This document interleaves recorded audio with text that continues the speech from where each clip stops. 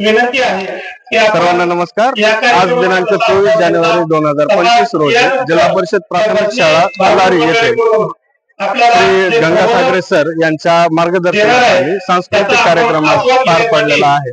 त्यामध्ये शिवली व कोटंबा केंद्रातील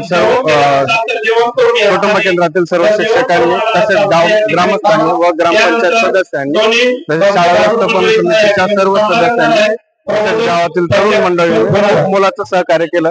त्याबद्दल श्री गंगासागरे सरांनी सर्वांचे आभार मानले व कार्यक्रम